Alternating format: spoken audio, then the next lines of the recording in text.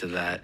You just did your 100th episode. I mean, it's one of my favorite podcasts. It's incredible for the technical and the human psychological wisdom that you guys constantly give, and in the way you analyze the world, but also just the chemistry between you. You're clearly there's a tension and there's a camaraderie that's all laid out on the table. So I don't know the two Davids that well, but I have met Jason. What do you love about him? I mean, I'll give you a little psychological breakdown of all three of these guys. Sure. Just my opinion. Yeah. And I love you guys. Would they agree with your psychological breakdown? Or? I don't know. You know, I think that what I would say about J. Cal is he is unbelievably loyal to no end. And, you know, he's like any of those movies which are about like the mafia or whatever, where like, you know, something bad's going wrong and you need somebody to show up. That's J. Cal. So if you killed the said proverbial homeless person, he would be right there to help you. The body. Yeah. But he's the one that he'll defend you in every way, shape, or form, even if it's doesn't make sense in that moment. He doesn't see that as an action of whether it'll solve the problem. He sees that as an act of devotion to you, your friend. And that's an incredible gift that he gives us. The other side of it is that, you know, J. Cal needs to learn how to trust that other people love him back as much as he loves us. And that's where he makes mistakes, because he assumes that he's not as lovable as the rest of us. But he's infinitely more lovable than he understands. You have to see Lex, like, he is unbelievably funny. I mean, I cannot tell you how funny this guy is. Next level funny. Yeah, his timing, everything. Charm, the care he takes. So he is as lovable, but he doesn't believe himself to be. And that manifests itself in areas that drive us all crazy from time to time.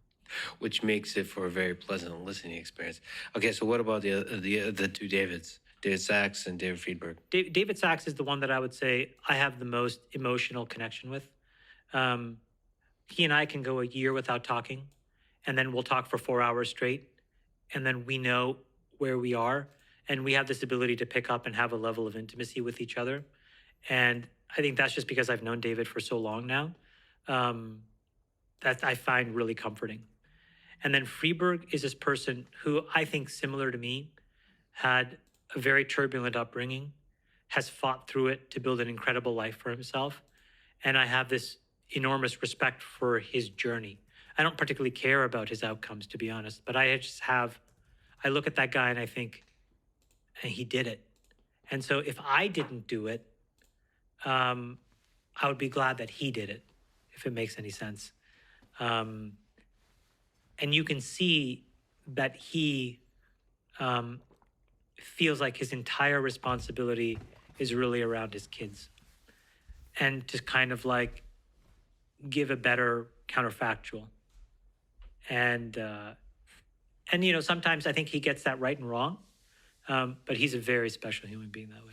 On that show, the two of you have a very kind of, like, from a geopolitics perspective, I don't know, there's just a very effective way to think deeply about the world, the big picture of the world. He's a very systems level thinker, which that's I really, that's really a good way like. to put it, yeah. Yeah. Very, very... Absolutely. Very systems level. So looking and at he's everything. very rooted in, you know, a broad body of knowledge, which I have a tremendous respect for. He brings all these things in. Sachs is incredible because he has this unbelievable understanding of things, but it has a core nucleus. So Friedberg can just basically abstract a whole bunch of systems and talk about it. I tend to be more like that, where I try to I find it to be more of a puzzle. Sachs is more like anchored in, you know, a philosophical and historical context as the answer. And he starts there, but he gets to these profound understandings of systems as well. On the podcast, in life, you guys hold to your opinion pretty strong. What's the secret to being able to argue passionately with friends? So hold your position, but also not murder each other, which you guys seem to come close to. I think it's like strong opinions, weakly held. So I think that's Can you wait? Is that a haiku or is that? Can you explain that, please? Yeah, like, like, look, today, you and I, Yeah. what have we steel man like the two sides of three different things. Yeah. Now you could be confused and think I believe in those things. I believe that it's important to be able to intellectually traverse there, whether I believe in it or not. And like steelman, not strawman. Like that's a really. But we introed those things by saying, "Let us steelman this position." Sometimes you guys skip the. You're right. We edit those things out, and sometimes we'll sit on either sides and we'll just kind of bat things back and forth just to see what the other person thinks. So that's how, like, as fans, we should listen to that sometimes. Like, so sometimes because you hold a strong opinion sometimes. Like, for example, the cost of energy going to zero. Is that, like, what's the degree of certainty on that? Is this kind of like you're really taking a prediction of how the world will unroll, and if it does, this will benefit a huge amount of companies and people that will believe that idea. So you really you spend a few days, a few weeks with that idea. I've been spending 2 years with that idea, and that idea has manifested into many pages and pages of more and more branches of a tree. But it started with that idea. So if you think about this tree, this logical tree that I built, I would consider it more of a mosaic. And at the base or root, however you want to talk about it, is this idea: the incremental cost of energy goes to zero. How does it manifest? And so I talked about one traversal, which is the competition of households versus utilities. But if even some of that comes to pass, we're going to see a bunch of other implications from a regulatory and technology perspective. If some of those come to pass, so I've tried to think sort of this, 6, 7, 8 hops forward. And I have some, like, to use the chess analogy, I have a bunch of short lines, which I think can work. And I've started to test those by making investments, tens of millions over here to 100 millions over there. But it's a distribution based on how probabilistic I think these outcomes are, and how downside protected I can be, and how much I will learn, how many mistakes I can make, et cetera. And then very quickly over the next 2 years, some of those things will happen or not happen, and I will rapidly re-underwrite. And I'll rewrite that tree.